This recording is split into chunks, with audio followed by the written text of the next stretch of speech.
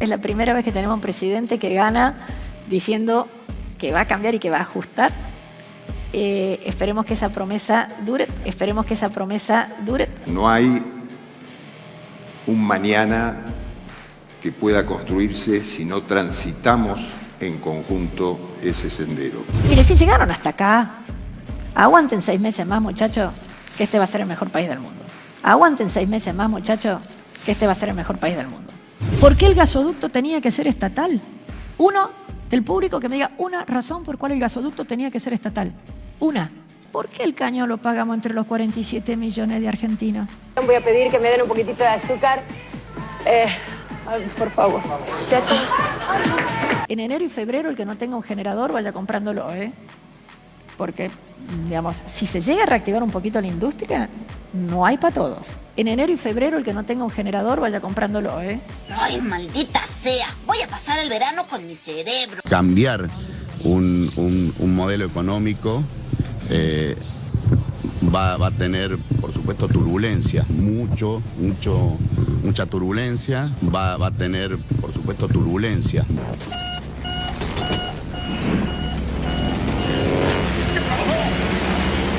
Deberíamos ir tan cerca de las montañas. Vamos a un país donde las libertades, la desregulación sea uno de los mecanismos para salir de este estado tan opresor. Sabemos que el control de precios nunca funcionó en Argentina tampoco. Eso es lo que tiene que desaparecer. No importa que con el capitalismo por ahí no me puedo comprar una moto, ni una bici y capaz ni un paquete de yerba. Pero yo ¿qué tengo? La posibilidad. Eso es clave. Lo que te mantiene vivo. Y no quiero que a mí me saquen la posibilidad de comprarme lo que yo quiera aunque no me lo pueda comprar. Aguanten 6 meses más, muchachos, que este va a ser el mejor país del mundo. Salir de este estado tan opresor. En enero y febrero el que no tenga un generador vaya comprándolo, Hay veces que está bueno decir, che, en Gaza las cosas están peores. Hay que pensar decir, así. En Ucrania las cosas están peores. Entonces hay cosas que te tranquilizan. El ser humano resiste cosas que, pero vienen tiempos claramente duros. ¿Qué tal? ¿Cómo andan? ¿Qué dicen? Muy pero muy buenas noches. Estamos arrancando Desiguales en vivo por la televisión pública. Luli, ¿cómo vamos? Bien, muy bien. Bueno, seguimos girando un poco sobre lo mismo y es muy interesante cómo se está dando la pelea entre un discurso de quienes están a punto de asumir el gobierno absolutamente explícito, casi nivel pornográfico, de lo que va a pasar, de lo que se va a sufrir, de lo que se va a ajustar y al mismo tiempo un regodeo en la legitimación que eso tiene.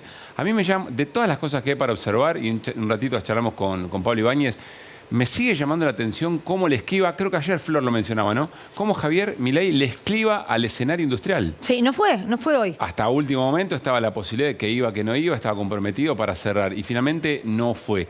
Y va Diana Mondino, y va Guillermo Franco. Si Diana Mondino en un modo hiperfrontalizada, en términos de sin inhibiciones, para decir, bueno, que los precios van a subir hasta que la gente quiera pagarlos y después bajarán porque el mercado se regula así, sin pensar en oligopolios, en monopolios y demás.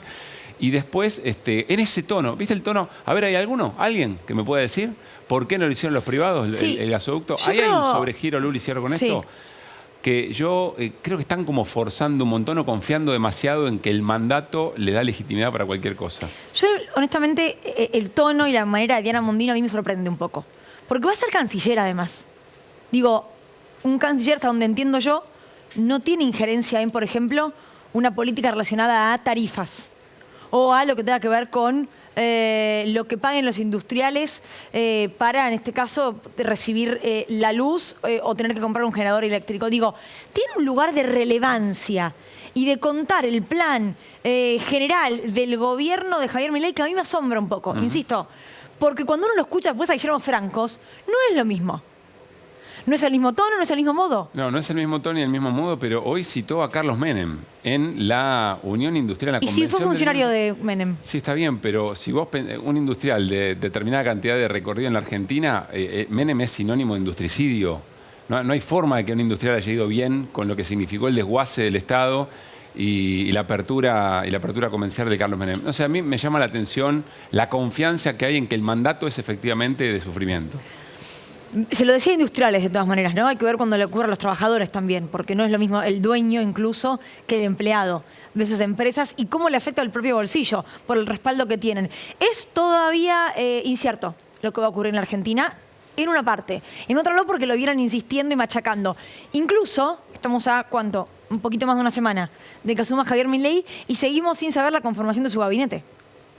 Hoy Patricia Bullrich estuvo de vuelta en el Hotel Libertador, no así Mauricio Macri. Salió de ahí sin hacer declaraciones, pero continúan los rumores sobre qué lugar va a ocupar. Se mencionó la posible Secretaría de Trabajo, después se desmintió. ¿Sigue estando firme para el Ministerio de Seguridad? Es una pregunta. Lo que es un hecho es que tuiteó esto Patricia Bullrich, lo que demuestra que en Juntos por el Cambio las cosas están, perdón que lo diga así, enquilombadísimas. Por lo menos seguro entre Macri y Bullrich. Y ¿no? entró el PRO. Convocaré a elecciones internas para principios de febrero de 2024 con el fin de renovar las autoridades nacionales del PRO Argentina.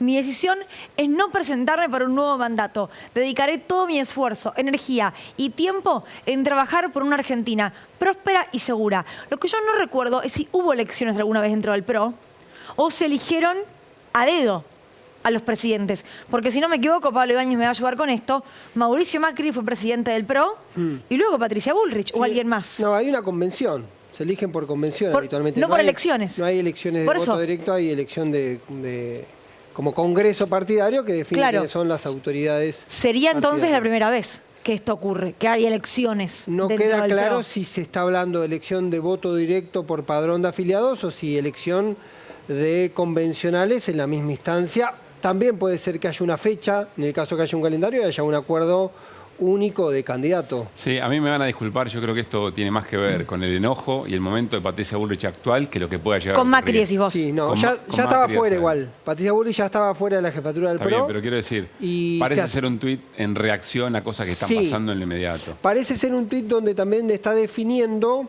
su rol de que consolida. Patricia Bullrich, 2 episodios que me parece que son determinantes, que efectivamente su acuerdo para formar parte del acuerdo del gabinete, de Javier Milei fue absolutamente personal, Sí. fue un acuerdo de ella, eso no significa que sea un acuerdo del PRO, por lo tanto se lleva la marca.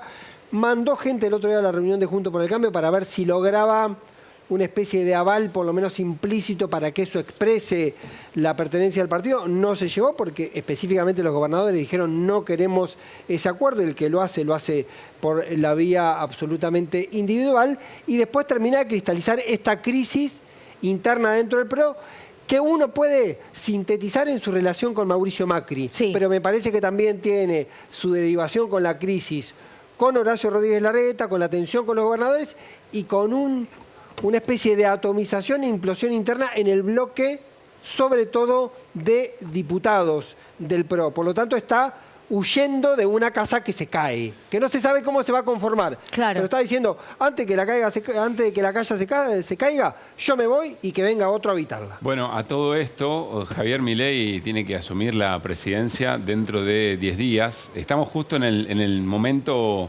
en el medio justo, Claro. entre 10 Javier días Milei y- electo Claro. y los 10 días que Sí. faltan para la asunción. Y lo cierto es que para todo el paquete de leyes y medidas que efectivamente va a tomar Javier Milei, que tanto Francos como Mondino están contando de manera tan explícita, insisto, tan pornográfica, necesitas un acuerdo político realmente muy importante, y ahí es donde todavía no termina de aparecer quién va a presidir las comisiones, quién va a presidir la Cámara, etcétera. Bueno, vayamos un poquito del lado de Unión por la Patria o Frente de Todos, si Sí. ustedes quieren. en Viene funciones. Cacase hoy, viene un diputado Sí. de Juntos por el Cambio, Alejandro Cacase. Interesante para ver qué posición tienen desde esa parte del radicalismo, por ejemplo, en cuanto a la presidencia de la Cámara. Que además Alejandro Cacase, militante de la dolarización de la primera Y hora, bastante además, ¿no? solo dentro de Juntos por el Dentro de Cambio en Juntos su por el momento Cambio. militando la dolarización. Sí. Bueno, va a ser interesante escucharlo. Le decía, del lado de Unión por la Patria o del actual Frente de Todos, yo creo que quizá estamos ante el último tuit retuiteado o compartido por las 3 representaciones más importantes que ha tenido esta coalición. Hablamos de Cristina Fernández de Kirchner, Alberto Fernández y Sergio Massa. Cristina Kirchner reposteando Partido Justicialista. El Partido Justicialista nominará a Juan Manuel Olmos como presidente de la Auditoría General de la Nación. pausa. ¿Por qué es tan importante, Néstor? Buenas noches. ¿Qué es la Auditoría General de la Nación? Buenas noches. La Auditoría General de la Nación es el organismo mixto encabezado por ley por un representante de la oposición. En estos momentos es Miguel Ángel Pichetto, el presidente de la AGN, pero intervienen allí representantes de todas las fuerzas políticas mayoritarias y son los que se encargan de revisar las cuentas. Mira, estaba revisando recién, hoy mismo la AGN publicó 3 informes, una auditoría sobre el INADI, una sobre la Secretaría de Agricultura, Ganadería y Pesca y una sobre la Secretaría de Asuntos Estratégicos de la Presidencia de la Nación. Los 3 fueron aprobados por unanimidad, es decir, estuvieron de acuerdo oposición y oficialismo. No siempre pasa así. Bueno, en el informe del INADI se excusó Pichetto de intervenir. Por ejemplo, cuando la Auditoría General de la Nación emitió un informe sobre la gestión de la deuda externa, Pichetto se abstuvo y no votó, votó el resto. ¿Qué es lo que hace? Básicamente revisa las cuentas de los organismos públicos. Claro. Revisa los organismos, las cuentas de los organismos públicos. Tuiteó Cristina, pero tenemos otros para ver, porque decíamos, esto es, aunque suene extraño, poco normal, poco habitual. Sergio Massa escribió, el profesionalismo y el conocimiento del Estado para la tarea de control son fundamentales. Por eso creo que es un gran aporte que Juan Manuel sea presidente de la Auditoría General, y Alberto Fernández también reposteó, ahí está, lo mismo que la vicepresidenta, que nominan a Juan Manuel Olmos. Vamos con nuestros compañeros porque le quiero preguntar al señor Pablo Ibáñez, primero, ¿cómo tiene que llegar Juan Manuel Olmos a ese lugar? ¿Quién lo tiene que aprobar? ¿El Congreso? El Congreso. El Congreso. Sí. ¿Y qué ves vos en esta unión al momento de postularlo? Olmos tiene una triple lealtad, cosa rarísima en estas condiciones. Ya no sé qué, tenemos que buscar un punto de acuerdo para ver si le decimos Frente de Todo, Unión por la Patria. Mientras lo iba diciendo, digo, ¿está bien? Frente para la Victoria, Panperonismo, oficialismo. Hay que buscar una forma de gobierno. No, oficialismo por 10 días no, más. porque... Bueno, pero por 10 días más. días. Hay una triple lealtad, porque Juan Manuel Olmos llega al equipo de gobierno con Alberto Fernández, después construye una relación... Él es peronismo porteño. Él es peronismo porteño, construye una relación de muchísima cercanía con Cristina Fernández de Kirchner, es el enlace más sólido entre los dos en el momento de tensión, en el momento que se dejan de hablar Alberto Fernández y Cristina Fernández de Kirchner, el enlace entre los dos es Juan Manuel Olmos, y en el tramo final se convierte en un actor especialmente importante cuando Sergio Massa asume como ministro de Economía, una especie de superministro, pasa a un segundo plano el rol de Alberto Fernández y Juan Manuel Olmos enlaza entre los 3 actores. Hoy actualmente es vicejefe de gabinete, pero era jefe de campaña de Sergio Massa y era, por ejemplo, el tipo que estuvo ante la Cámara Nacional Electoral negociando todo el trámite de la elección y del debate. Es un personaje de muy bajo perfil y que es muy respetado por todos. Si hoy, por ejemplo, hablaba con algunos gobernadores, si sabían lo de Olmos, no habían sido consultados sobre el tema de la propuesta de Olmos, porque es simbólico este lugar que le dan, pero había acuerdo que todos lo respetan y le reconocen que es un jugador al cual se puede requerir en momentos determinados. Por lo tanto, tiene ese valor. ¿Y por qué es simbólico este lugar? Es simbólico porque lo decía Néstor cuando hablaba que en su momento fue Pichetto. Es como la expresión institucional más fuerte que tiene el principal partido opositor. Yo recordaba hoy que en el 2015 una pelea del peronismo cuando pierde la elección Daniel Scioli fue sobre la jefatura de la auditoría. Los gobernadores querían que vaya Eduardo Fellner, ex gobernador de Jujuy, y Cristina Fernández de Kirchner en el momento dijo, no, el mayor espacio de la representación opositora soy yo, y ahí va a ir Ricardo Echegaray. Fue finalmente lo que ocurrió. Tiene que ver de alguna manera con que expresa cuál es, dentro de las variables opositoras, en este caso del ecosistema del peronismo, la que tiene más peso. Lo que logra simbólicamente Olmos, que ninguna de las facciones internas logra destacarse por encima al aparecer la nominación de Olmos. Sí tiene un valor chiquito, muy sutil, a nosotros que nos gusta la política, que hablamos con los dirigentes, sí por ahí hubo como un mayor agite por parte del universo Cristina de que detrás de la nominación de Olmos había sido muy fuerte el respaldo de Cristina. Y hay algunas lecturas para hacer al respecto, porque también apareció Cristina, apareció la cuestión de Patricia Bullrich, una conversación o un delegado para hablar con Karina Milei, un tema que después también Epa. vamos a repasar. En un rato nos metemos en el semáforo de Javier Milei, que lo trae Pablo Ibáñez, y en todo lo que pasó hoy en este encuentro de la UIA. Y está Artemio, ¿eh? Vino el señor Artemio López hoy, así que... ¿Todo bien, Artemio? Un placer, bien. Bueno, te pusieron la silla felicitaciones por bajita. la nominación, Luli. ¿La qué?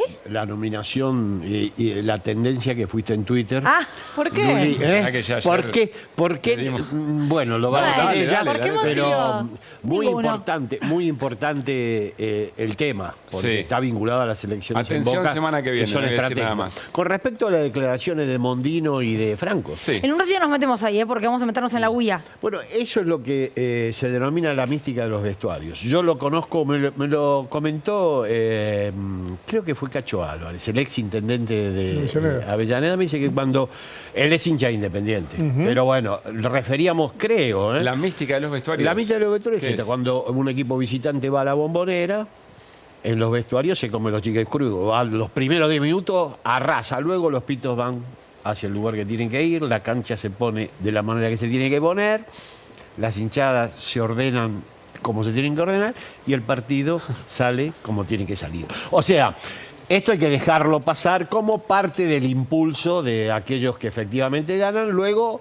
Sí, y hay que que ir todavía a no remar en asumieron. dulce de leche. Y que todavía no Claro, asumieron, por además. eso, todo esto forma parte de los fuegos de artificio, la fotogenia. En un Después ratito, vemos. en ratito detalla, solo quiero aclarecer y traducir. Cuando habla de pito, Artemio, se refiere al árbitro. De Sí, fútbol, ¿no? el Pero yo silbato. creo que todo el mundo ya El sabe. silbato. Antes se decía así. El silbato. Muy bien. El silbato. Gracias, silbato. Artemio. Ya pierde fuerza la palabra. Bueno, nos vamos al lío. Dale, vamos. Y nos ponemos serios. Además, está Marcos Le voy a robar a Aldazábal. Flor Luis Lavirome. Ay, sí, Te espero, Luli. ¿Eh? Te espero. Pues, Ah, si no- bueno. Está Marcos Aldazábal, abogado de Cristina Fernández ¿Cómo Kirchner, estás, Marcos? en la causa por el atentado. ¿Cómo anda? ¿Todo bien? Ay, te lo dejé pagando, yo me hiciste quedar mal. Así las cosas. La venganza es... Ay. Hay que esperarlo. Bueno, a ver, novedades muy importantes. Insisto, hablando en serio y cambiando el clima, porque venimos siguiendo muy de cerca esta causa. No la dejamos pasar. Es la causa que debería haber sido un parteaguas en la vida política de la Argentina. Insistimos, una vicepresidenta en funciones a quien le dispararon a centímetros de su cabeza. La bala ya se sabe que no salió por distintos motivos, pero fue un atentado contra la democracia. Lo que hubiera sido, Luli, ¿cuántas veces lo hemos hablado? Yo no quiero olvidarme cada vez que hablamos de este tema. Eso, lo que hubiera significado si esa bala efectivamente salía y el cambio en la vida política cotidiana, en la convivencia democrática que no ocurrió a partir de eso. Y hay novedades en la causa, Marcos, que los preocupa mucho a ustedes que están en la causa. Sí, así es. En el día de hoy nos enteramos por un diario que el juez Ercolini dispuso allanar a Jorge Abelo, que es el testigo que denunció haber escuchado, haber oído a Milman decir: cuando la maten voy a estar camino a la costa, 2 días antes del atentado. El juez Ercolini dispuso su allanamiento por un supuesto falso testimonio, es decir, por la presunción de que eso que declaró Abelo en relación con haber escuchado a Milman sería falso. Ahora, lo cierto es que no hay un solo indicio en la causa en la que se investiga el atentado de que ese testimonio puede haber sido falso, sino todo lo contrario. Lo que Abelo declaró... ¿Por qué? Es muy difícil comprobar que alguien haya dicho algo si no hay ahí algo para registrar ese audio. No, totalmente. Es decir, es difícil, es imposible saber si eso se dijo o no se dijo, porque Milman entendemos que no lo va a admitir y no hay un registro de audio, Sí. pero en el testimonio él dice haber escuchado a Milman decir: cuando la maten voy a estar camino a la costa. Las cámaras de seguridad del lugar, después de que declare Abelo, comprueban las cuestiones circundantes que hacen a la credibilidad de su testimonio. O sea, Ese día quiénes estaban, dónde Milman estaban estaba ahí sentados, claro. en la hora que Abelo dijo, las 2 asesoras que él nombró estaban ahí, Abelo estaba ahí, al otro día Milman viajó a la costa, y después cosas que exceden el testimonio de Abelo, pero que le dan cierta verosimilitud. Por ejemplo, que Milman presenta un pedido de información en la Cámara de Diputados sobre la custodia de Cristina Kirchner el día mismo del atentado, y luego retira ese pedido, lo cual es sumamente sospechoso.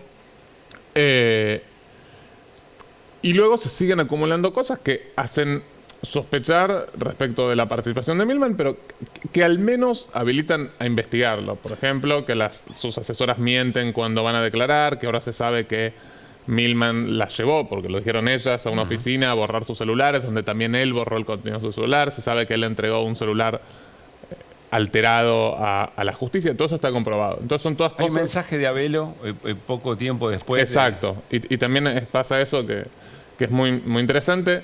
Abelo declara el 23 de septiembre de 2022, es decir, 23 días después del atentado. Entonces alguien escéptico podría decir, bueno, ¿por qué declarás 23 días después del atentado? Esto parece estar armado. Bueno, hay una respuesta a eso, que es que hay un mensaje de Abelo del propio 1 de septiembre, muy poco tiempo después del atentado, en el que él le dice a otra persona, le dice: no puedo creer que pasó esto, no sabes, ayer escuché a Milman en Casablanca decir cuando la maten voy a estar camino a la costa, no lo puedo creer. ¿Ese mensaje lo tiene la justicia? Ese mensaje lo tiene la justicia, y lo peor que cuando Marcos Clery, que es quien recibió ese mensaje, lo fue a aportar a la justicia por primera vez, la jueza no se lo quiso recibir. Entonces uno dice, bueno, ¿cómo va esta persona, Abelo, a inventar eso que además requiere conocer un montón de cosas que él no podía saber, como que Milman había ido a la costa, como lo del pedido de informes, como que todo eso estaba registrado en una hora? Bueno, es bastante inverosímil. Lo que estoy diciendo con esto es simplemente que hay varios indicios y cosas circundantes que hacen pensar que el testimonio de Abelo es creíble. Por el contrario, no hay un solo elemento que haga pensar que es falso. Es decir, lo que pasa es que Milman se presenta y dice, sin ninguna razón, dice simplemente, lo que está diciendo Abelo es falso testimonio, pero sin dar una razón. No es una forma de decir, sin dar ninguna razón.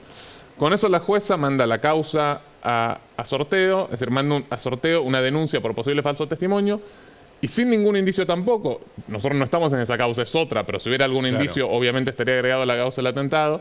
Sin ningún indicio tampoco, hoy nos enteramos de que Ercolini y Taiano mandan a allanar la casa de Abelo. ¿Y hoy lo allanaron? Y hoy lo allanaron. Entonces, un poco más de un año después del atentado y un poco más de un año después que haya una serie de indicios significativos contra Milman, que no lo decimos solo nosotros, la Cámara Federal nos acompañó varias veces cuando indicó que había que investigar a Milman y habilitó el secuestro de sus celulares y habilitó su allanamiento.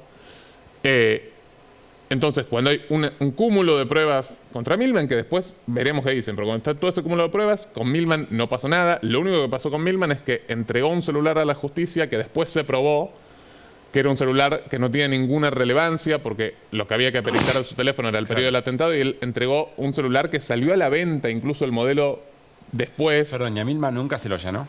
Y a Milman no se lo allanó porque entregó ese celular voluntariamente, pero lógicamente era un celular que no existía, que no existía, dijo que su celular, y después de eso, cuando salió eso, dijo, no, porque el celular que yo tenía en ese momento lo perdí en una mudanza. Excusas de nene de 5 años. Y entonces, un año después estamos con que una persona que organizó una reunión para borrar contenido de celulares, le hicieron cambiar un celular, entregó un celular que no solo es posterior al atentado, sino que no se puede peritar por el modelo de ese celular. O sea, la tecnología disponible no lo puede abrir y él nunca entregó el código. Tenemos todos esos pedidos de información inexplicables. Tenemos vínculos de Milman no directamente por ahora con los autores materiales, pero sí con personas que pertenecían a grupos fascistas vinculados con estas personas. Entonces tenemos un cúmulo de cosas. Y frente a eso, él no paga ninguna consecuencia por haber, no solo por los indicios que hay, sino por todas las burlas y obstrucciones a la justicia. Y mientras tanto allanan a Abelo, que simplemente dio un testimonio y no hay un solo elemento para pensar que sea falso. Claro. Entonces, Abelo, ante esto, porque entiendo que él después sufrió algo físico, ¿no? No sé si fue un ACV o algo, él tuvo algún tipo de padecimiento físico después de su declaración. No estoy seguro, yo no lo conozco a Abelo, es un testigo, nosotros Néstor, ¿vos te acordás de eso? Lo conocemos. No sabía, no tenía ese detalle. Yo algo leí en ese sentido, pero no lo sé porque de vuelta no tenemos relación con él. Es decir, nosotros no somos defensores de Abelo, simplemente lo que decimos es que una causa en la que se está investigando el atentado, un testigo aporta información, la información parece bastante creíble, todo apunta a que es creíble, y sin que haya nada que muestre que no es creíble, lo allanan. Entonces el mensaje es, todo aquel que aporte algo en la causa que pueda ir más allá de la teoría de los loquitos sueltos, ojo que te allanamos, aunque no haya ningún motivo, te enterás obviamente por algún diario en concreto, y Y lo que vos digas no va a generar ninguna consecuencia, porque a Milman obviamente no le pasa nada por organizar una maniobra para guardar los celulares, por entregar un celular trucho. Claro. Pero a vos te vamos a sonar igual y después fíjate lo que haces. Nos estoy viendo como si me saliera de mi cuerpo, Luli, y nos estoy viendo charlar sobre esto. Veo los esfuerzos que hace Marcos Aldazábal para tratar de explicar a la audiencia lo grotesco de la situación. Cómo efectivamente hay una cancha inclinada, como recién decía Artemio, árbitro, un jugador de más, bueno, etcétera. Y eso es lo que a mí me produce escozor, me produce mucha preocupación. Que tengamos que hacer un gesto tan efusivo, tan fuerte para explicar algo que debería caer de Maduro, que no resiste. Si nos reunimos y nadie tiene que ver y nadie conoce el proceso judicial, nos reunimos y la verdad es que no tiene ningún gollete. Pero, y en el medio, un atentado, insisto, contra una vicepresidenta. Claro, lo que pasa es que hasta el día de hoy hay dirigentes políticos que siguen poniendo en cuestionamiento el atentado. Nos pasó con un diputado electo aquí en Desiguales mismo, ¿no? Digo, ¿qué sensación te genera a vos eso, Marcos, siendo un abogado en la causa?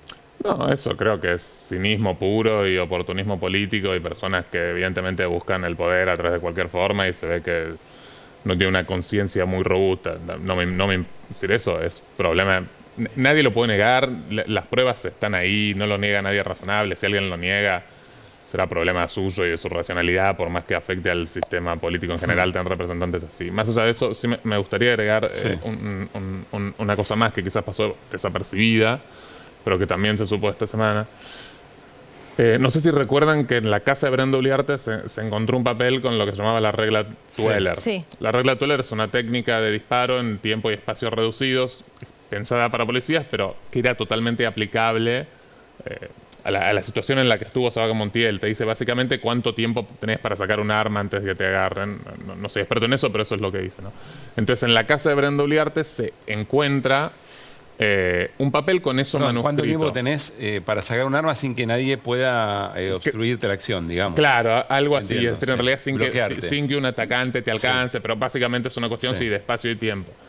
Entonces, cuando se conoce que se encontró la regla Tueller, la hoja con la regla Tueller en la casa de Brenda, bueno, evidentemente era una cuestión súper técnica que no había mucha forma de que ella la conociera, no se explicaba porque estaba ahí aislada en sus papeles, y además coincidía exactamente con algo que estaba en sitios vinculados a armamento muy específicos. Y era una regla que se había traído al país durante la gestión, se había empezado a enseñar al país durante la gestión de Milman y Bullrich. Bueno, la semana pasada se conoció finalmente quién había escrito esa hoja. ¿Y quién fue? Y había sido el primo de ella, pero es un primo con el que ella aparentaba no tener ninguna relación o una relación muy distante. Al menos lo que muy distante, pero es un primo que es policía bonaerense y que cuando le toman la pericia él dice, no, esa hoja sí, yo la escribí en una clase, el profesor iba hablando y yo a mano alzada escribí eso y después no sé cómo habrá aparecido ahí en lo de Brenda porque mi papá vive en el mismo terreno.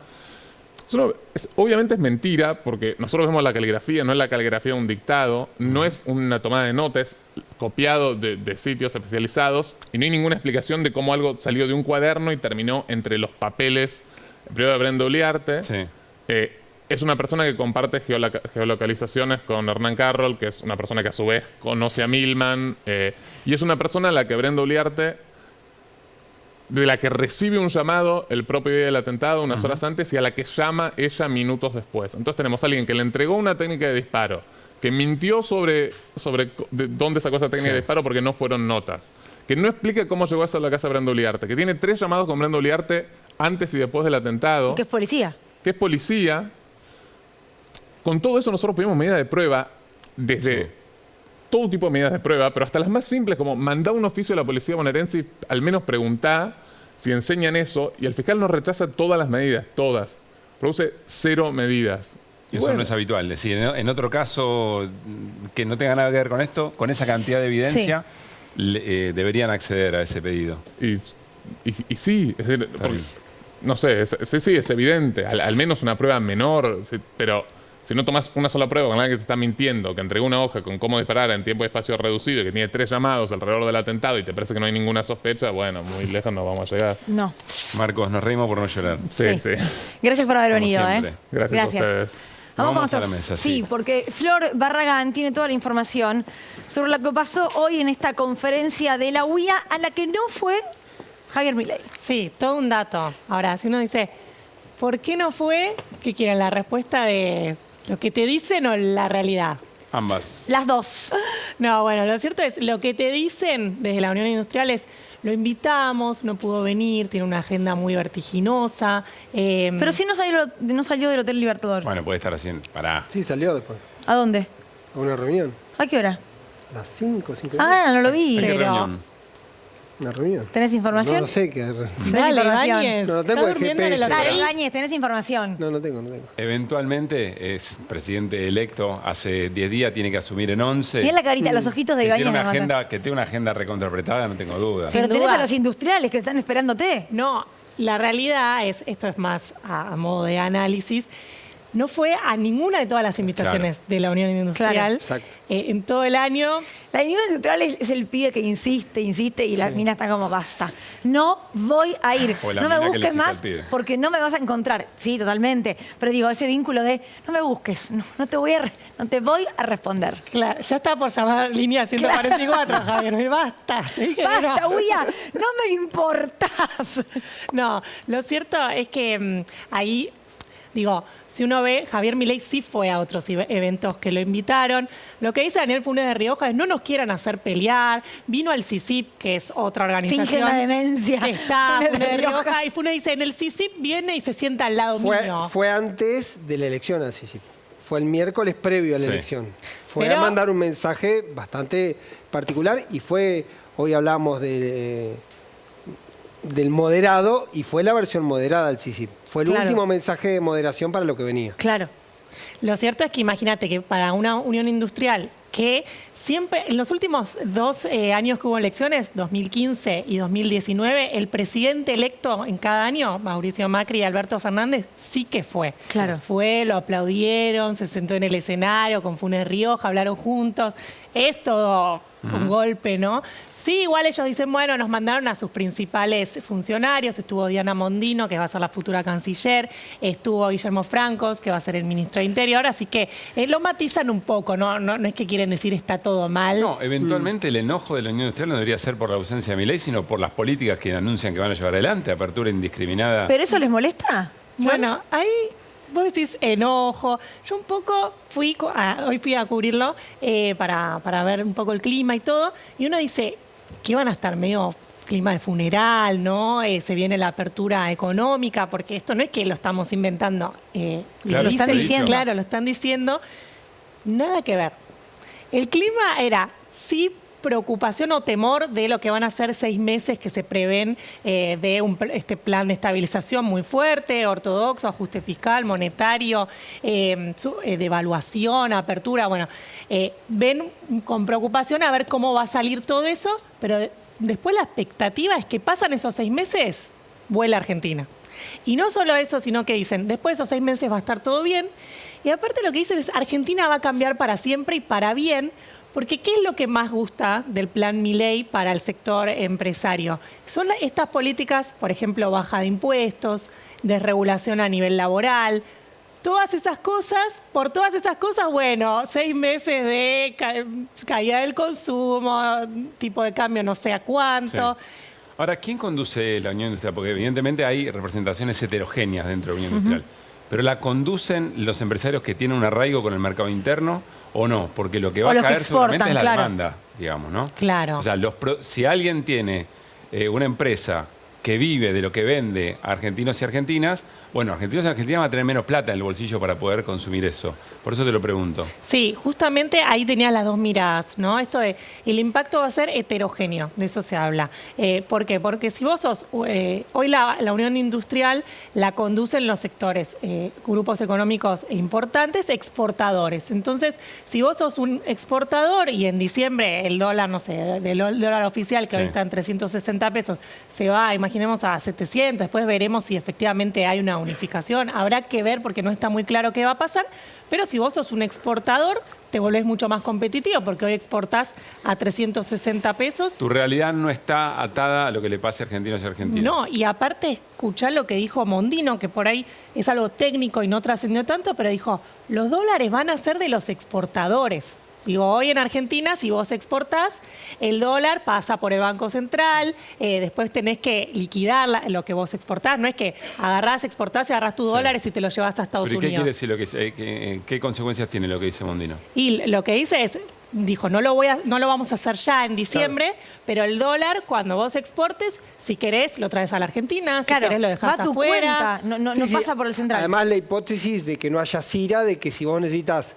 dólares para traer un Porsche o capital de producción, es lo mismo. Los dólares deben estar disponibles. El CIRA es el permiso para importar. Claro, sí, lo que dijeron hoy es que no va a haber más. Un esquema de desregulación de acceso a los dólares, que es una definición. ¿Pero hay dólares para eso? No lo hay, suele caer muy bien para algunos sectores de la producción, porque algunos dicen, ahí tenés dos miradas, perdón, el exportador que trae producto cerrado, de China o de donde sea, y también los que el importador y los productores internos que dicen yo necesito insumos o maquinaria para producir. Sí, pero ahí tengo una pregunta. Después tiene que ver con el mercado de la competitividad interna. Voy a una pregunta un poco anterior.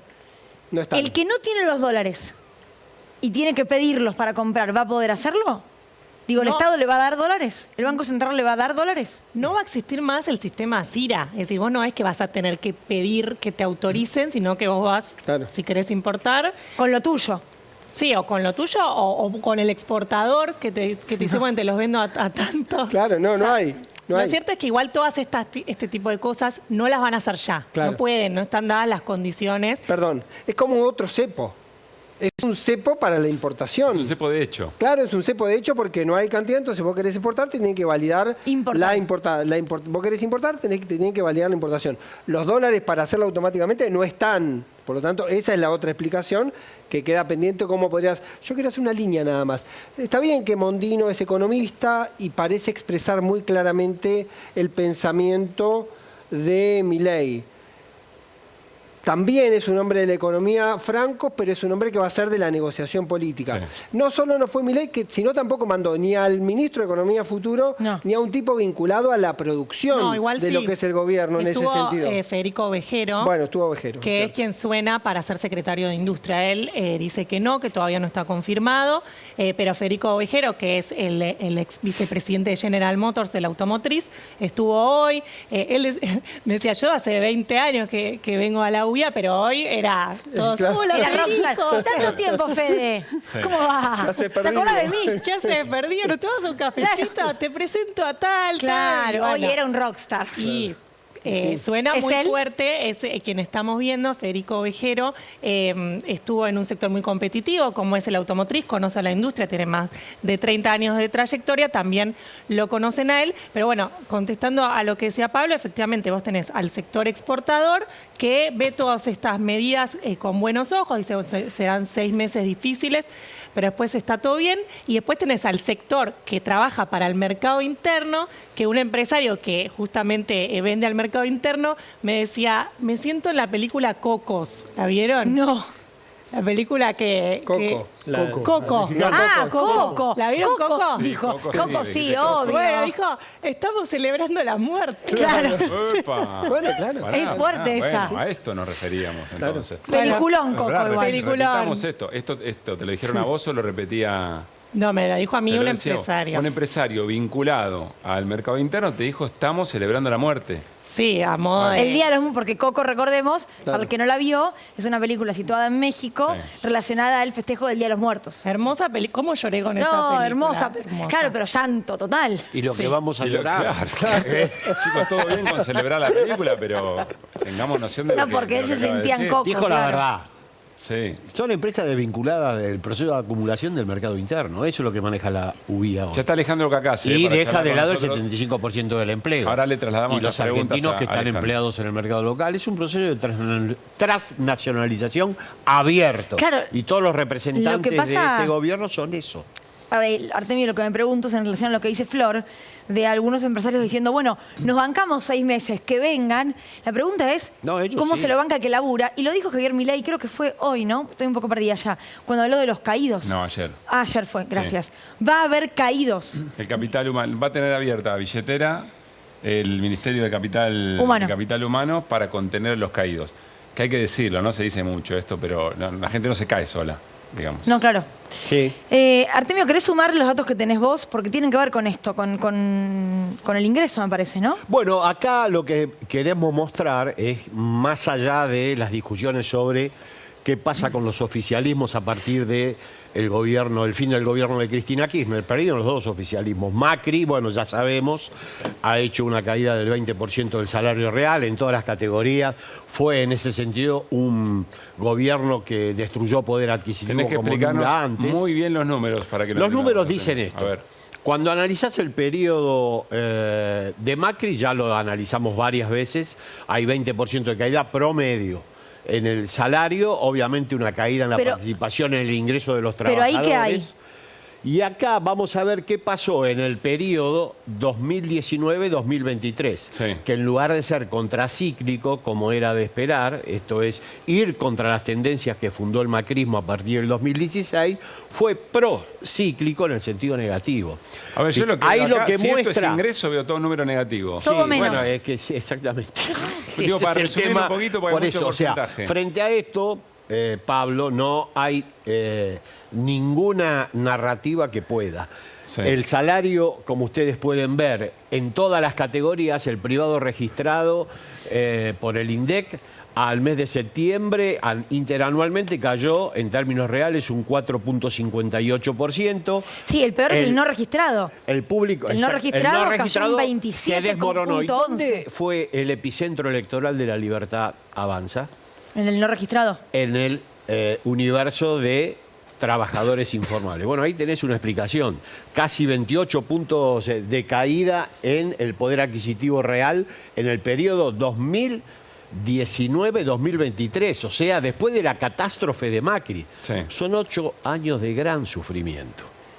Por lo tanto, no hay que extrañarse que los oficialismos hayan tenido elecciones muy adversas. En promedio, Macri, que tumbó 20% el salario promedio de los argentinos, lástima que está ahora tapado. El graf, a ver si sacamos el graf para ver. Por el graf. abajo de todo. Bueno, total de los trabajadores cayó la mitad que durante el gobierno casi el 10, de Macri, casi el 10%.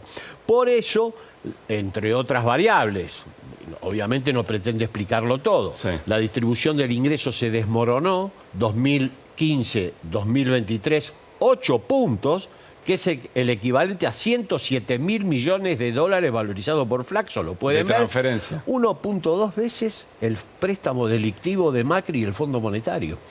Esa es la pérdida de los trabajadores y la transferencia al sector empresario en estos 8 años.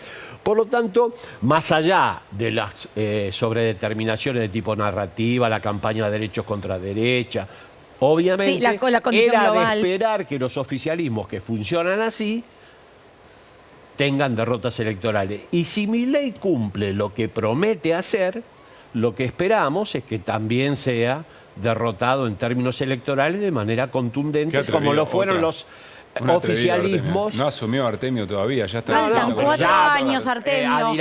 Sí, yo no necesito que asuma, los conocemos bastante, es un museo de novedades. Pero bueno, de todas maneras, lo que se observa es que si cumple lo que promete, y yo creo que Milei es un hombre de palabra, va a tener claramente un resultado como obtuvieron los oficialismos que cumplieron lo que Milei dice hay que hacer. Bueno, ahora insisto, ya lo charlamos con Alejandro Bacasa, que nos está esperando, diputado de Juntos por el Cambio. ¿Tenemos la columna del señor Pablo Ibáñez? Dale. Porque nos metemos justamente en el semáforo. Ah, después de... Dale, Muy bien. vamos con Cacas entonces. Mejor así, Cacas Mejor así. No me refuta. Mejor.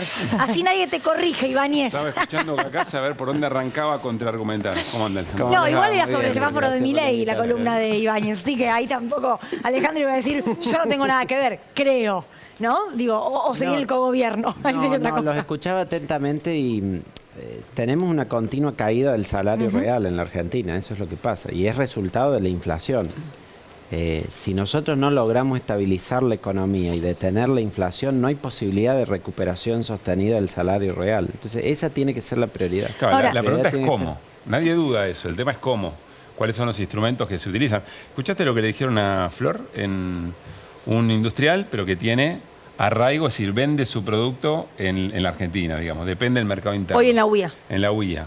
Y escuchaba lo que le estaba presentando Mondino, lo que presentaba Franco, conocía el plan de Milei, y dice, estamos festejando el velorio de nuestras empresas que tienen que vender productos argentinos y argentinas. Claro, no exportadoras. Vos me preguntabas el cómo. En todo el mundo es una combinación de política monetaria y fiscal. Los países que tienen más del 60% del PBI de deuda, que su deuda no es sustentable, los países que tienen desorden monetario nunca logran estabilizar. Eso es lo que hay que ordenar en la Argentina. Ordenarlo significa no emitir para financiar el tesoro.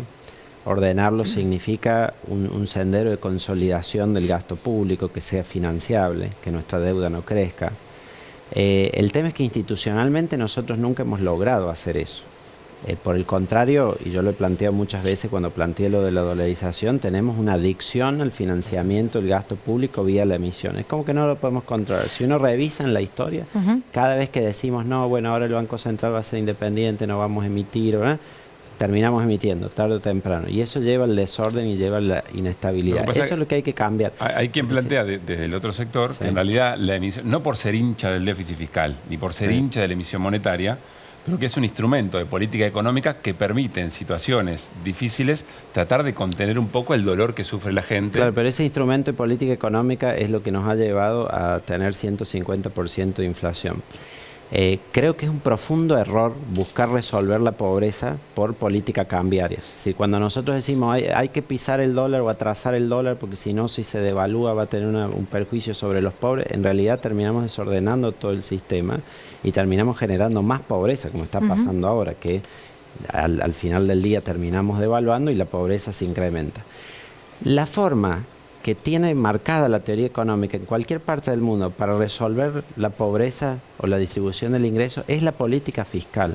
Es decir, no lo puedo hacer por vía de regular el tipo de cambio, lo tengo que hacer administrando el presupuesto con transferencias de ingresos para quienes menos ingresos tienen, ayudando a que tengan una recomposición del ingreso, una distribución del ingreso más favorable y que tengan en definitiva el dinero suficiente para adquirir bienes y servicios. Esa es la forma en la que lo hace cualquier país que razonablemente estructura su economía. Es como que nosotros queremos en eso discutir lo básico de la economía que otros países entienden y no tienen inflación y tienen mucha menos pobreza que nosotros. Alejandro, vos cuando hace tiempo ya venís planteando el tema de la dolarización, antes incluso de que Milei sea un candidato con chances de ganar. Muy solo dentro de Juntos por el Cambio, aparte vos con eso. Todo eso que decías. Convengamos. Milei ahora pareciera dar marcha atrás un poco con el tema de dolarización. ¿Vos crees que efectivamente va a cumplir con su palabra? Porque fue una promesa. Yo creo que lo debe hacer, efectivamente, como decís, fue una promesa y es necesario que lo haga, porque si nosotros, o si él, digamos, va a un plan que es solo reducir la emisión y reducir el gasto público, se puede encontrar con las mismas dificultades que ya Macri se encontró haciendo ese plan. O fíjate que Macri logró reducir el gasto público. Durante su gobierno lo fue reduciendo gradualmente o paulatinamente, como él planteaba. Llegó a medio punto el PBI de déficit primario en el 2019. En el 2018 inclusive declaró la emisión cero, recuerdan, por el Banco Central, no se emitía más. Lo que pasa es que cuando se pierde la confianza en los gobiernos, como pasó en el 2018 ahí con los inversores, se dejó de prestar al gobierno argentino, hubo que acudir al FMI, toda esa situación que conocemos. Cuando se revierte ese proceso de confianza, por más de que uno tenga emisión cero, por más de que uno tenga reducción del déficit, si no hay confianza en la moneda, termina habiendo inflación igual. ¿Y por qué se perdió la confianza? ¿Por qué perdió la confianza el gobierno de Macri? Bueno, probablemente porque no se consideraba que iba a poder llegar a hacer todas las reformas que se había planteado, de que lo iba a hacer de que lo podía hacer de manera sustentable, porque obviamente cuando se tocan temas como los de tarifas, subsidios, que se volvieron muy impopulares, hay dudas sobre si eso se va a poder. ¿Y eso no le puede pasar a Milei lo mismo? Claro que le puede pasar lo mismo, claro. Porque es el riesgo incluso. Pero por eso digo... Que es la resistencia a los ajustados, digamos, ¿no? La confianza en los gobiernos va y viene. La confianza de los argentinos en el dólar es lo más estable que hay. No importa el gobierno, no importa, siempre los argentinos confían en el dólar, ahorran en el dólar y demás. ¿Eso qué te muestra? Que nosotros necesitamos recuperar la confianza en la moneda. Y eso obviamente con el peso no se puede lograr. Y corremos el riesgo de que si, por ejemplo, se emite deuda en dólares, que obviamente que ahora va a haber disposición a darle al gobierno, porque ha bajado el riesgo país, hay expectativas sobre que pueda Milei cambiar el rumbo de la Argentina, pero también lo hubo en 2016 con Macri, que todos los mercados estaban abiertos para prestar dinero. Y entonces termina habiendo un exceso de confianza en decir, bueno, no, estando yo, si yo gobierno, si yo manejo el Banco Central... va a caer, va a subir la confianza. Claro, no hace falta... Yo soy la garantía. Sí, y nadie es la garantía, porque al final del día, cuando viene la elección, cuando viene la desconfianza, se termina emitiendo de nuevo. Entonces, la garantía es la reforma institucional. Yo sé que es muy técnico. La posibilidad, por ejemplo, con la dolarización de que nadie pueda volver a emitir, de que no se pueda echar mano de eso. Sé que es muy técnico, abusar. mis compañeros y compañeras tienen preguntas, pero quiero hacerte esa pregunta. ¿Con qué dólares se dolarizaría? ¿A qué tipo de cambio? ¿Cómo se lidia con los aumentos inmediatos de precios? ¿Y cómo recuperás además el control de tu política económica si vos estás trabajando en una moneda que no emitís? Fíjate, dentro de lo técnico que decís hay algo muy importante que ver ahora, que es el tema LELIQs y pases. Es tal el nivel de desconfianza que hay sobre nuestra moneda que si vos ves ahora las licitaciones de LELIQ, los bancos no las renuevan. Porque nadie apuesta cuánto va a valer el peso en 30 días o si va a haber una altísima inflación en 30 días. Entonces, ¿qué hacen los bancos? Renuevan a 24 horas. Entonces vos tenés un gobierno como el de Estados Unidos que emite bonos del Tesoro a 10 años y nosotros tenemos un gobierno que emite hoy deuda a 24 horas. El problema está, lo que no termino de entender es cómo la dolarización resuelve ese problema. Lo que te quiero decir con eso es que no hay ni confianza en nuestra moneda ni para apostar 10 días al valor de la moneda, porque se sabe que se va a devaluar. ¿Cómo te ayuda a resolver la dolarización? Eso te estabiliza precios. No, pero insisto con lo anterior. ¿Qué pasa con los salarios? ¿Qué pasa con los precios de los bienes? Primero te estabiliza precios. No lo hace de inmediato. Lo hace en el término de 18, 24 meses. ¿Pero los estabiliza dónde? Lo estabiliza que quedan fijos, eso quiere decir. Depende del tipo de cambio que lo hagas. En el caso, la propuesta del presidente electo Milei es hacerlo al tipo de cambio de mercado libre. Es decir, está pensando en hacer una unificación cambiaria. Imaginad, hay que ver cuánto resulta el mercado eso, pero imagínate hoy un dólar a 900 o 1000 pesos. ¿Cuánto dispara los precios? Que además no va a haber control de precios y qué pasa con los salarios de la gente. No, si se hiciera justo ese precio de mercado, no debiera resultar en un gran incremento de los precios, salvo por aquellos productos que están muy determinados por los insumos de importación en 350. Que ya se había trasladado el dólar. Bueno, no es ni 100% una cosa después, ¿no? Ni la otra, es una cosa intermedia ahí. Siempre que hagas la dolarización durante la transición va a haber algún incremento de precios, pero ya lo hay hoy también. O sea, sería peor. Digo, no comparemos como si estuviéramos en estabilidad, no, estamos en 150% de inflación. Cuando él te dice esto que marcabas recién de los caídos, porque ¿qué ocurre? Cuando vos tenés un incremento de precios, que es transitorio, porque después terminás estabilizando, obviamente que le perjudica el poder de compra de cierto sector de la población durante un tiempo. Eso es inevitable.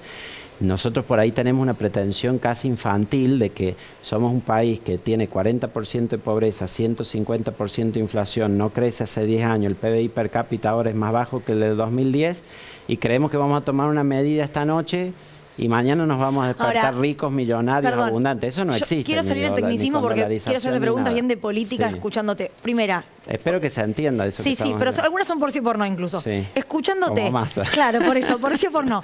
¿Y sería funcionario del gobierno de Javier Milei?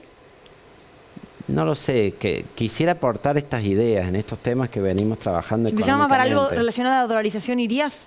Sí, porque sin duda esa es la mayor coincidencia que tengo con él y creo que hay que reorganizar el Banco Central y la emisión y demás.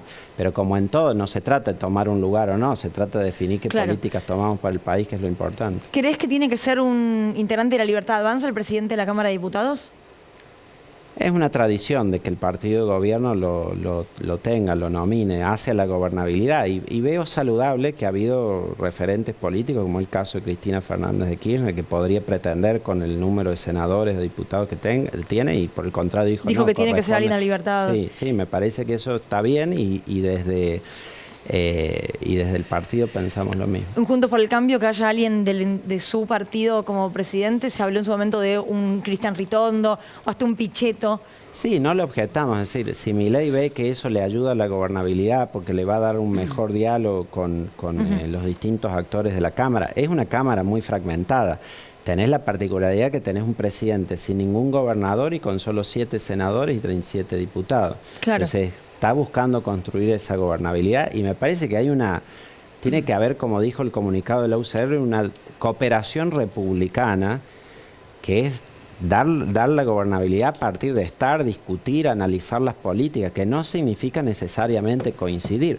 Yo en estos días, por ejemplo, en los programas que voy, me preguntan qué vamos a hacer con la ley de reforma del Estado. No sé, porque no sé qué dice. O sea, vos querés verla primero. Esto de ley ómnibus, a ojos cerrados no la votás. Pero que eso debiera ser lo normal en la política. ¿Cómo te voy a decir voy a apoyar la ley ómnibus de reforma del Estado si no sé qué dice? Puede haber ciertas disposiciones que avalemos, otras tantas que cuestionemos, y es parte de nuestro rol y de análisis, ¿no? Hay que analizar política por política.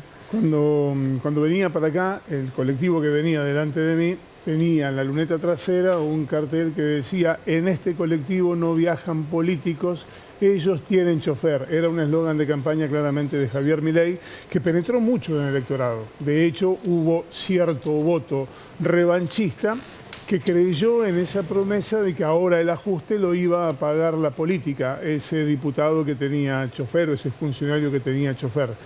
Todo lo que yo le he escuchado hasta ahora y todo lo que he escuchado del gobierno no apunta en esa dirección. De hecho, el costo de este brutal ajuste del que se viene hablando no parece recaer en la política, no parece recaer en los que tienen más, sino justamente y nuevamente en los que tienen menos. Parece más de lo mismo. Bueno, es muy importante lo que planteas, porque ahora se enfrenta a la realidad el gobierno cuando asuma y tenga que tomar esas decisiones. Lo que se planteó en campaña de 15 puntos del PBI es irrealizable. Sería el gobierno federal entero eliminarlo. Lo que me está diciendo es que el gobierno que ganó le mintió en la propuesta de campaña al electorado. No, él incluía el tema de las LELIC, el ordenamiento del déficit cuasi fiscal, pero recortar 15 puntos del PBI no se puede porque el gobierno federal entero son 18 puntos. Sería como decir, bueno, eliminemos el gobierno federal. Alejandro, es una cuestión de números. Ahora, Alejandro, para que te haga una observación. Sí. Estás haciendo explicaciones del gobierno de Milei que viene mejor y con más énfasis que muchos libertarios. Bueno, no sé. Próximamente lo estás explicando. Jefe de gabinete Alejandro Ellos son los que tienen la responsabilidad. Ahora ahora tras la campaña, él dijo, nosotros vamos a hacer un ajuste, un ordenamiento fiscal por 5 puntos del PBI. ¿Se puede hacer eso? Sí. Ahora, claramente para ajustar 5 puntos del PBI no va a alcanzar nunca solo con los gastos de la política. Porque vos tenés un Congreso que es 0,27 del PBI, podés recortar funcionarios, asesores, autos, no vas a llegar nunca a 5 puntos. Para hacer un recorte de 5 puntos en la Argentina, vos tenés que discutir los subsidios a la energía, los subsidios al transporte y tenés que discutir el sistema jubilatorio. Que no significa bajarle a las 3/4 partes de los jubilados que cobran la jubilación mínima, no significa tocar ahí, pero significa al menos rediscutir o la movilidad o rediscutir los regímenes especiales. Entonces no hay forma de que ese ajuste sea solo recayendo sobre la política. Y esa es la parte de realidad que tiene que venir y discutir. Sí, pero vuelvo al ejemplo del colectivo. Sí. El que estaba viajando en ese colectivo que yo veía en la luneta trasera con este eslogan de campaña, ese que hoy paga el boleto 50 pesos lo va a pasar a pagar 600. Es decir, que el ajuste, el sinceramiento, como se lo llama ahora y en otras oportunidades, la va a terminar pagando el mismo de siempre, no el empresario del colectivo, sino el chofer y el pasajero del colectivo. Pero que la empresa opera cubriendo sus costos, ¿se lo paga la tarifa o se lo paga el Estado? Eso es así, no decir otra cosa sería una mentira, sería muy importante que es quién garpa efectivamente. No, por supuesto, pero es obvio que no lo va a pagar a pérdida la empresa, porque si la empresa estuviera a pérdida no podría ni operar. Entonces, claramente tiene que el Estado o el usuario pagarlo. Ahora, tampoco podemos decir que no haya dicho él en campaña lo que iba a hacer, que es lo que me preguntaban. Él dijo esto de los 15 puntos, que sería más de lo que de hecho va a recortar. Dijo que el ajuste recaía en la casta y en la política. Claro, pero fíjate, en algún momento la política por ahí tiene miedo con el tema del ajuste, como que es una palabra que no se quiere usar o que da miedo. Probablemente nadie ha hablado de manera tan brutal y directa como eso, como lo ha hecho Milei en la campaña. Sobre que hay que hacer ajustes, sí, sobre quién recae, no. Es más, claro, dijo específicamente, sí, hay un tema, específicamente los sectores menos favorecidos no los iba a tocar. Hay algo que ahí no lo puedo, digamos, anticipar o no sé, pero obviamente cuando efectivamente se empiecen a tomar medidas que van a incluir el tema de los subsidios y el tema del transporte, como marcabas, y hay que ver ahí si los votantes, los propios votantes de Milei, entienden que se está cumpliendo con lo que se les había prometido de alguna manera. Es la gran incógnita en un punto esa. Yo, por ejemplo, con lo que hablábamos primero de la dolarización, en campaña veíamos también que había casi un tercio de los votantes que creían que la dolarización era 1 a 1, que ciertamente es imposible, ¿no? Y estamos discutiendo si 1.000, 1.500, 2.000 o lo que sea. Entonces, hay también un proceso. A veces hablamos sobre si los políticos mienten o no en campaña. Creo que él ha dicho de manera muy directa lo que va a hacer. Hay que ver también si se ha interpretado de esa manera por los electores o hay otra expectativa que es distinta. Entonces, se entiende lo que plantea. Sí, pero ahí tiene razón absoluta Néstor cuando dice el ajuste es sobre la casta y sobre la política. Y todos sabíamos que eso no alcanzaba eso no alcanza para nada. Ni a un punto del PBI. También, pero no se explica así, pues si no caemos en que la culpa va a tener la gente que no entendió lo que en realidad se quería decir ya. O sí, o por ahí la gente está preparada. No, pasa que después explicó que la casta no era solo la represent- política, sino lo que rodea, digamos. Dice, la casta es también empresarios prebendarios y ahí critica Está bien, la pero Cámara no de se va sobre los Diputados. márgenes de ganancia de las empresas. Sí, entiendo lo que... O sea, yo lo que puedo hablar es de la información que tengo sobre cómo funciona el Estado ¿Lo y conociste qué vos a Javier números, Milei? y qué números tiene. No hay forma de hacer un recorte de esa envergadura si no es tocando subsidios, jubilación y otras cosas que no tienen que ver con la política. Para cerrar, ¿lo conoces a Javier Milei por la Cámara de Diputados, Sí, supongo? lo conozco. ¿Lo claro. felicitaste el otro lo día? felicité y ayer estuve con él también porque estuvimos en la Asamblea Legislativa. Claro. ¿Y qué te dijo? ¿Cómo lo viste? No, bueno, le dije que notaba en sus comunicaciones en los medios que transmitía una confianza que está listo para arrancar la gestión y me lo ratificó, dice estoy absolutamente preparado con las medidas listas para tomar, así que bueno, se lo ve muy confiado para arrancar. A él y a la vicepresidenta electa, a Victoria Villarroel, que bueno, tiene una tarea también de conducción parlamentaria y ha estado muy activa ahora reuniéndose con los distintos bloques. Sí. Los veo al menos con mucha confianza para arrancar. Gracias por venir siempre que te convocamos. Sí, gracias de a verdad. ustedes. La verdad que para mí es Gracias. un gusto también estar y poder conversar. Sí, uno de los pocos que se animó a venir de la No, oposición. más que se animó, pues son argumentos. No, son y si intercambio de repitió porque tan mal no la pasó. Porque si no, una cita y yo no vuelvo acá nunca más. Gracias por Gracias, Alejandro. Bueno, nos vamos con ¿Cómo Flor. está No, perdón, Trujillo con con Pablo las Ibáñez. citas? Sí, ¿eh? ¿viste? ¿Qué onda? Y porque estoy así en modo, seguí el verano. Ok. ¿Querés que hablemos algo? Modo No, triunfo. yo no, gracias. Modo triunfo. Muy bien. Atención, Seguir el verano. ¿cuándo es, lunes o martes? ¿Qué Semana cosa? que viene. Ah, martes. Martes, atención, martes, semana que viene este programa. Sí. Muy bien. Pablo Ibáñez, es todo tuyo. ¿Todo mío? El semáforo de Javier Milei. Yo no quería, porque no quería hablar con Cacase. No. Semáforo de Javier Milei, entender la política de Javier Milei. Vamos a tratar de simplificar con colores de semáforo para entender cómo están las relaciones. Porque hay temas que están en discusión, se están resolviendo. Me gusta mucho el detalle que estamos en el punto exactamente del medio del río entre la elección y la asunción y este proceso que ha tenido Javier Milei en algunos aspectos de que parece que se moderó y empezó a arriar algunas banderas, no solo la de la dolarización. Pero vamos a hacer un semáforo político. Vamos a empezar por el rojo, si te parece, Luli, que tiene que ver con las citas. Dale. Rojo, pero conflicto con negociación reservada, básicamente con Cristina Fernández de Kirchner. Cristina Fernández de Kirchner, lo de Olmos, que yo decía que fue el único sector que salió de alguna manera a decir Olmos llega con mucho respaldo de Cristina, hay un mensaje ahí porque tiene que ver con las posiciones internas. Cristina se convirtió en el mecanismo del TikTok en la primera voz de la futura oposición que sale a marcar fuerte como voz política una cuestión del gobierno de Javier Milei que tuvo que ver con la cuestión de la estanflación. fue un poco de referencia propia a lo que había dicho, Sí, del pero parate de salió. la economía, pero es una primera voz cuando hasta ahora todos venían como muy cautos esperando que camine. Y esta decisión de salir a jugar hay que leerla un poco en este mensaje. Lo que ocurrió en el medio. ¿Querés que lo veamos? Dale, Lo de vamos TikTok, a ver el TikTok. porque efectivamente, TikTok de la vicepresidenta hablando sobre esta inflación.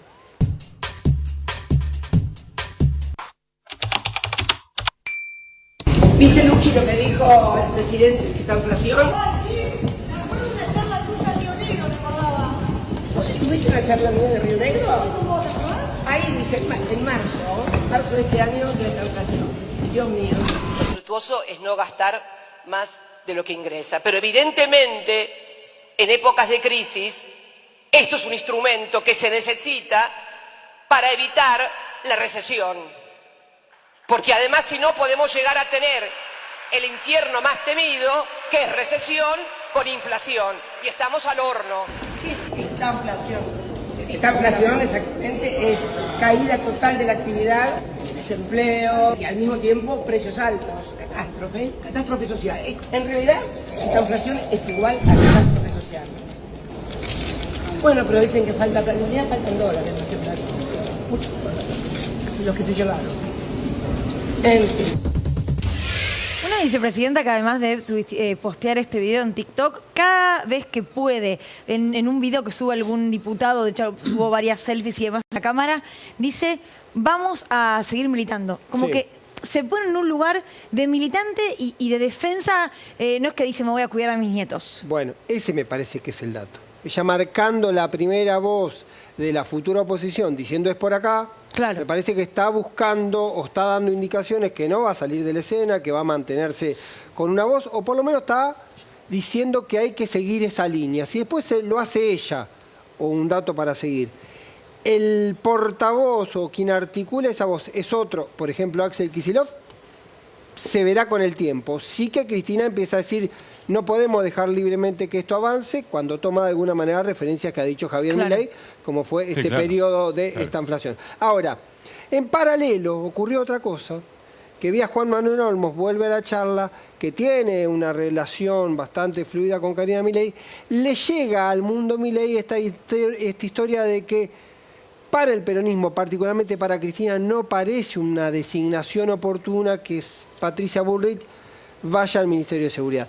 No por una cuestión de que, como alguien dijo, que los va a perseguir y qué sé yo, sino por una cuestión sencilla.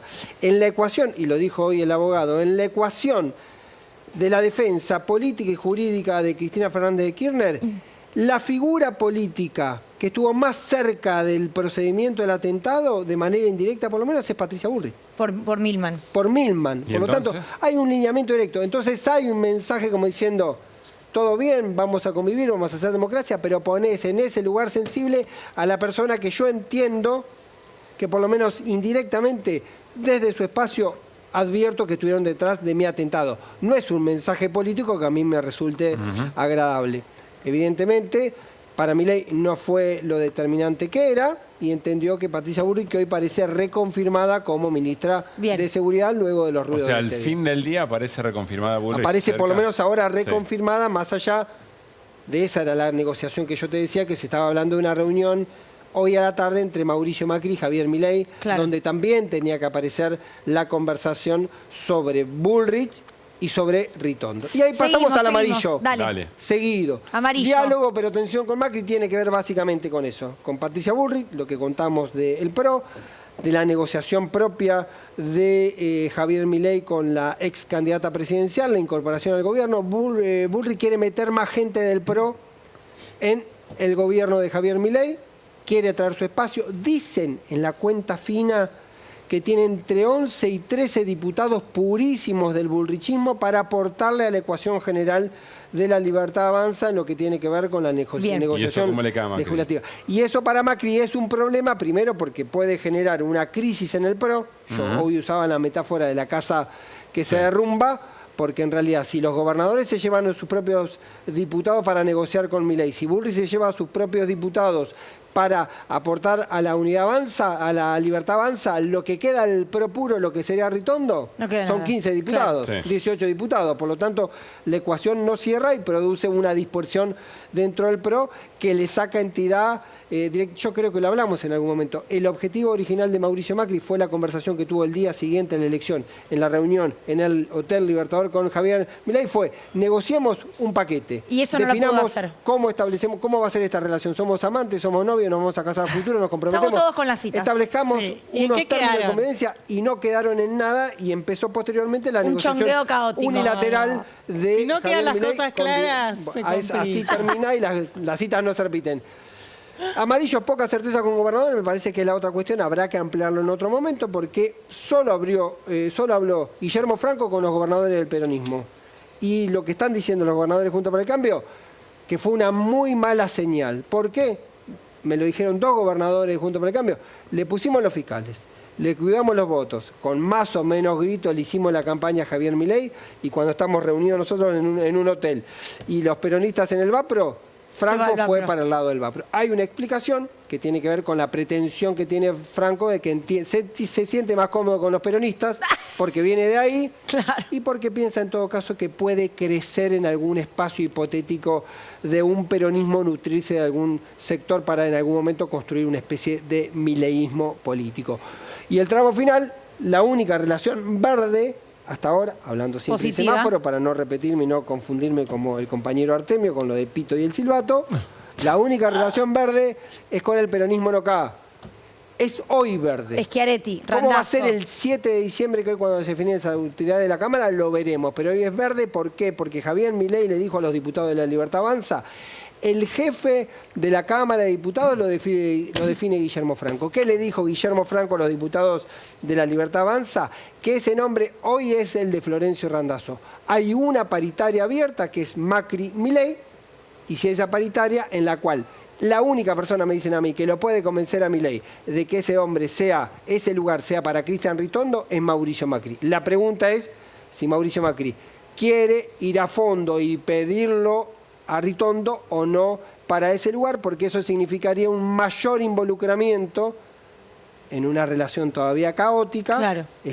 Siguiendo con la cita, sería llevar a un chongo a comer con tus padres. Claro, que no da. No existe, claro. Pablo. Muy buen semáforo. ¿Viste qué fácil, no? Explicar de esa manera. Todo con la cita, vamos a hacer un programa que se llama Interpretando la política según citas.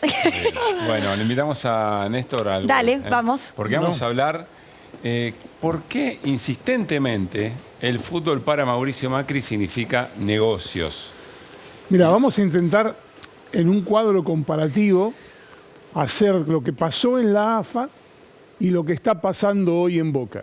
Porque vas a ver que no es tan diferente y no es tan diferente a lo largo de la historia.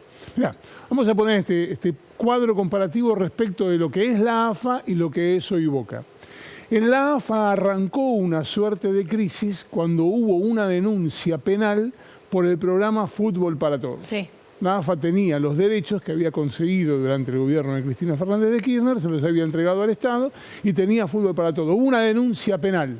Así arrancó esa crisis que terminó con la AFA intervenida. Fíjate cómo arrancó el problema con Boca. También con una denuncia penal que involucra directamente al hermano de Juan Román Riquelme, al Chanchi Riquelme, por la reventa de entradas. Una denuncia por asociación ilícita.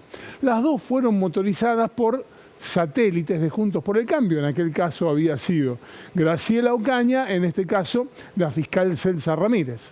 Estamos viendo modus operandi. Modus operandi. En la AFA hubo un episodio central que fue aquella famosa votación del 38 contra 38. ¿En Boca qué pasó con el tema de elecciones?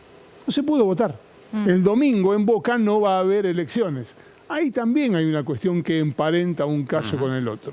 En la AFA, después de aquel 38-38, estaban vencidos los mandatos. El mandato de Ameali, Juan Román Riquelme, vence el próximo 10 de diciembre. También ahí hay una similitud. ¿Qué pasó después del 38-38 y el vencimiento del mandato? Hubo una intervención de la AFA, un triunvirato pasó a mandar la AFA. El casillero acá está en blanco, no es casual. Llenalo como quieras. ¿Qué te parece que puede pasar en Boca? Si el 10 de diciembre Boca se queda sin autoridades y no hay quien las reemplaza y no hay posibilidades de elegir en el corto plazo... ¿No se puede extender el mandato? Se puede extender el mandato forzando mucho el estatuto y las leyes. Pero lo normal sería que ante la acefalía no hay autoridades, lo lógico sería que interviniera, por ejemplo, la Inspección General de Justicia y designara un interventor. O una intervención judicial, que la propia jueza que interviene en esta cuestión de las elecciones designe a un interventor que se haga cargo de Boca porque la institución no puede quedar acéfala. Claro. ¿Cuál fue la consecuencia de todo ese proceso de la AFA? ¿Cuál fue el resultado final? El fin del fútbol para todos. Después nos designaron a Chiquitapia y después el Mundial y demás. Y eso es una historia lúdica, agradable, que terminó siendo, bueno, consecuencia del deporte.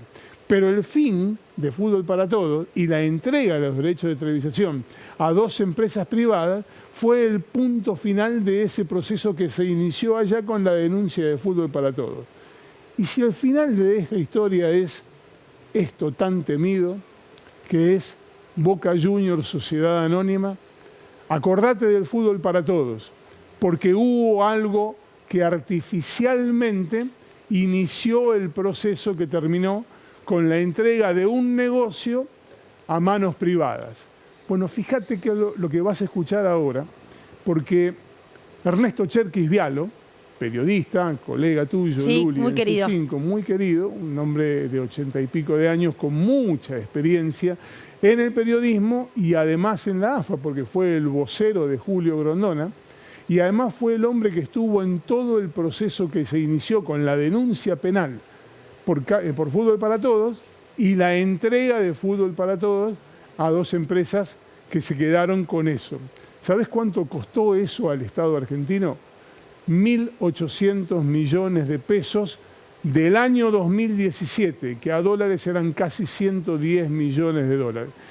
Uno puede hablar públicamente y decir cualquier disparate, pero cuando se sienta frente a un juez tiene que decir la verdad, sobre todo si va como testigo, porque si no le puede pasar lo que contaba el abogado Marcos Aldazábal, que le allanan la casa para ver si el testigo fue un falso testigo. Escuchá lo que dijo frente a un juez, Ernesto Cherkis Vialo, declarando en la causa Fútbol para Todos. Mirá. La causa de Fútbol para Todos fue una causa armada, fue una causa pergeniada para 3 movimientos. Intervenir la AFA, iniciar la causa y hacer caer el contrato que la Asociación del Fútbol Argentino tenía con el Estado. Habida cuenta que se produjo un cambio de administración gubernamental y había mucho interés en que se desactivara Fútbol para Todos. Primer punto, causa armada, con un objetivo que era intervenir la AFA para de esa manera hacer caer el contrato de Fútbol para Todos. Mira lo que dice Cherkis en el siguiente corte, una declaración larguísima, de 1 hora y 34 minutos. Estaban los 3 jueces del tribunal, le preguntaron, contestó. Obligado a decir verdad. Obligado a decir verdad. Fíjate lo que dice en el próximo corte. 1.800 millones de pesos recibiría la AFA por rescindir unilateralmente el contrato después de una orden de la Secretaría General al coordinador entre esta dependencia y la AFA intervenida, cuyo representante en el seno de la institución era el presidente del Club Atlético Boca Juniors, Daniel Angelici, que fue el que voceó a voz en cuello la oferta del gobierno. Ustedes me firman la rescisión del contrato, yo voy a la Casa de Gobierno y traigo 1.800 millones de pesos para rescindir el contrato con el Estado y que desaparezca Fútbol para Todos. A ver si se entiende lo que estamos explicando. La AFA le había vendido los derechos del fútbol al Estado Nacional. El Estado los tenía la posibilidad de explotar con Fútbol para Todos el negocio del fútbol como un negocio del Estado. Entonces, lo que hizo fue desprenderse de ese negocio y pagar para desprenderse. Es como que vos pongas en venta tu casa y pagues para que alguien venga a comprarlo. Esto es lo que está contando el vocero, el hombre que era mano derecha de Julio Grondona, ante la justicia con obligación de decir verdad. No es todo. Mirá. Esa rescisión de contrato no se negoció. Esa decisión del contrato fue una orden de Casa de Gobierno a un coordinador que fue gerenciador del Racing Club de Avellaneda, Fernando Marín, quien bajó la orden que había que rescindir el contrato, que era una orden de Macri. Y Angelici se ocupó de conseguir la firma, el día, la hora y discutir. Lo único que se discutió fue el resarcimiento. Vino con una oferta de Casa de Gobierno por 1.800 millones de pesos. Hay algo que yo no termino. Esa oferta de 1.800 millones de pesos, ¿era del Estado para quién? Para la AFA. Para la AFA. Te los devuelvo para que vos se los vendas a un privado. Tal cual. Yo no los quiero más. Dáselo a un privado que un privado lo va a a hacer mejor que yo. Aunque yo... el vocero de la AFA. Vos sos dueño de los derechos de televisación del fútbol y yo que te los compré, yo los tengo el derecho para explotarlos. Bueno, ¿qué es lo que hago? Te los ofrezco para que vos los tengas de nuevo. Porque eso es muy bueno, Néstor. Y además te pago para que vos los puedas volver a vender. Te pago 1.800 millones de pesos y vos con ese dinero recuperás, te das vuelta, vas y se lo vendés a un privado por otros 1.800. Un negocio fantástico. Volvé a la placa un segundo, Albano, porque en la placa tiene en su tramo final un nombre y un apellido que es el único común denominador al proceso de la AFA y al proceso de Boca. Ese único nombre que es el común denominador es el de Mauricio Macri. Qué casualidades que tiene la vida, ¿no? Esas cosas que uno dice, nos encontramos. Nos encontramos, hablando de citas, nos encontramos. Gracias, Néstor. Gran laburo, ¿eh? Gran laburo. Claro. Hacemos un corte muy breve, ya venimos.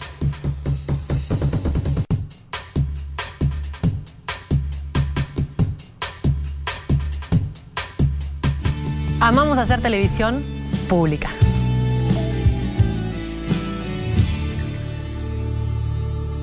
Se encontraba volando en un vuelo hacia Canadá, ya programado por cuestiones... Flavia Palmiero. ¿Te gustó más en persona, Pierre?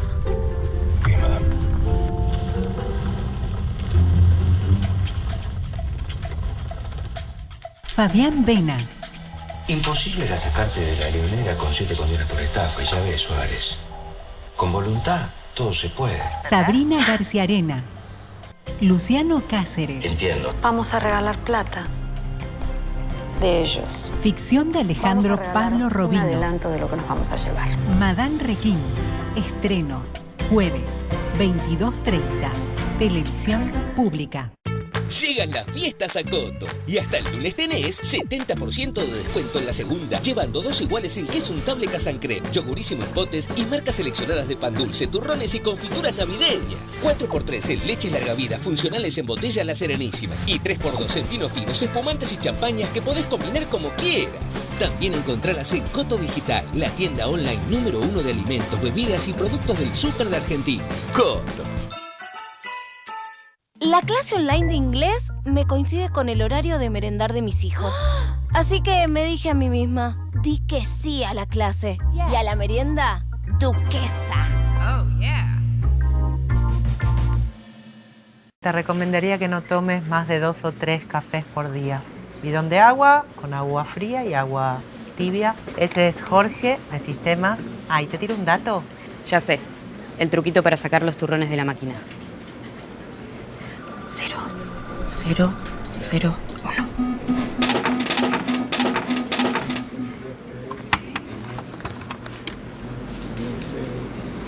No.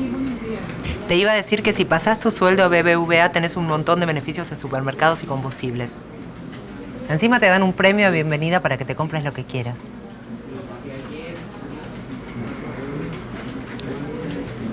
Esto lo puedo devolver yo igual, ¿eh?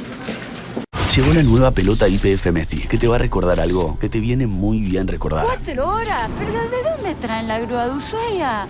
No puedo... Tranqui, sos campeona del mundo. Gracias, Leo. Chicos, a jugar.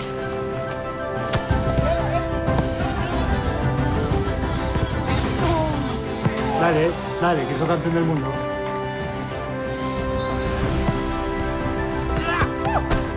Hey. No pasa nada, sos campeón del mundo.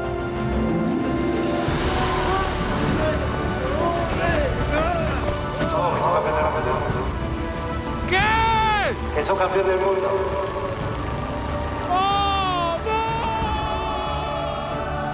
Vení a YPF y canjea la nueva pelota por tus puntos Serviclub, solo desde la app. Qué lindo es ser campeón del mundo. Ser campeón del mundo es espectacular. Descargate la app de YPF.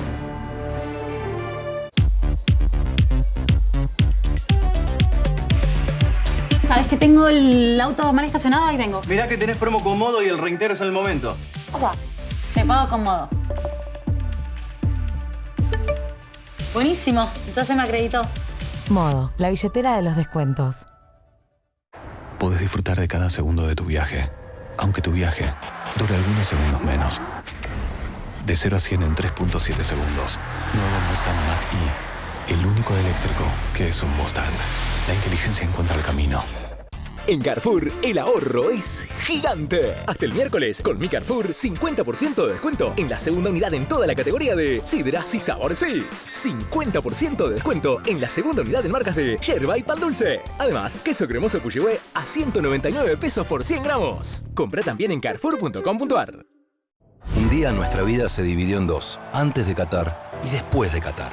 Antes de Qatar nos hicimos sponsor oficial de la selección argentina. Y después somos sponsor de esta era.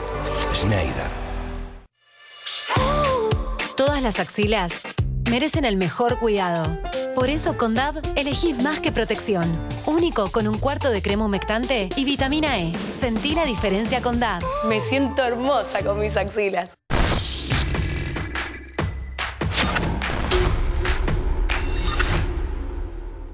En Provincia ART, a las pymes que apoyan al país, las apoyamos con un plan que se adapta a su realidad. Ingresá a provinciaart.com.ar/pymes, cotizá y mejorá tus costos. Provincia ART, la aseguradora de riesgos del trabajo del Grupo Provincia. En Bahía Blanca amamos ver televisión pública.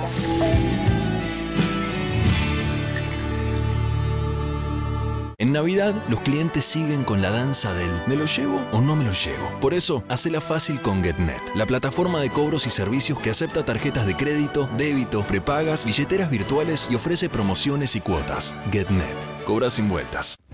En Carrefour los precios son bajos, recontra bajos. 9 de cada 10 tickets comparados son más bajos. Vení a Carrefour y comprobalo vos también. El ticket más bajo o te devolvemos el doble de la diferencia.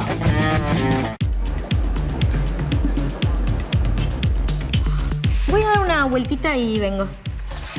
Pará. Mirá que hoy tenés promo con el banco y encima la acumulás con la de Modo. Te pago con Modo. Modo, la billetera de los descuentos.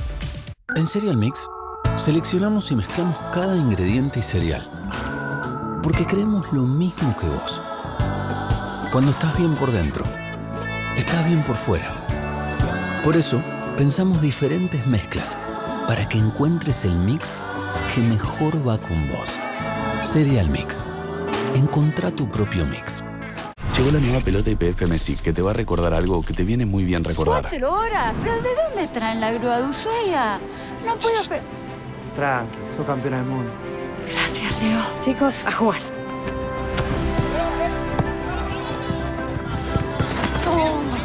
Dale, que sos campeón del mundo. Vení a YPF y canjea la nueva pelota por tus puntos Serviclub, solo desde la app. Qué lindo es ser campeón del mundo. Descargate la app de YPF. Nadie imaginaba que un Mustang podría ser eléctrico. Nadie imaginaba que un eléctrico podía ser un Mustang. De 0 a 100 en 3.7 segundos. Nuevo Mustang Mach-E. El único eléctrico que es un Mustang. La inteligencia encuentra el camino. Te recomendaría que no tomes más de 2 o 3 cafés por día. Bidón de agua, con agua fría y agua tibia. Ese es Jorge, de Sistemas. ¿Y te tiro un dato? Ya sé, el truquito para sacar los turrones de la máquina. 0, 0, 0,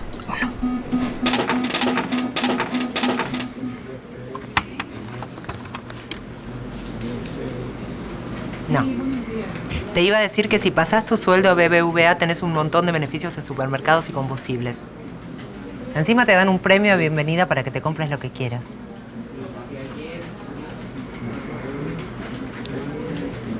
Esto lo puedo devolver yo igual, ¿eh?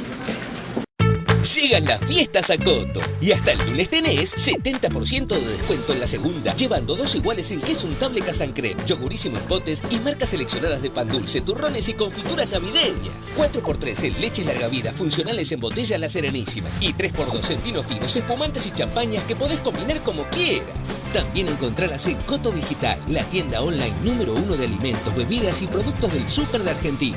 Coto.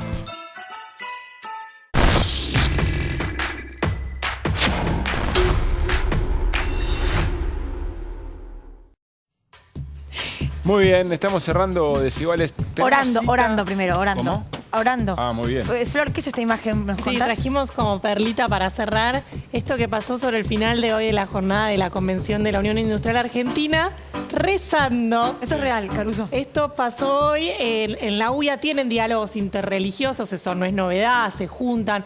Quien vemos en el escenario, tenés un cura, tenés un rabino y tenés una persona en representación del Islam. Lo novedoso fue que subieron al escenario y que yo estaba trabajando y en un momento, una sala de 1000 personas, silencio. Estaban haciendo una oración.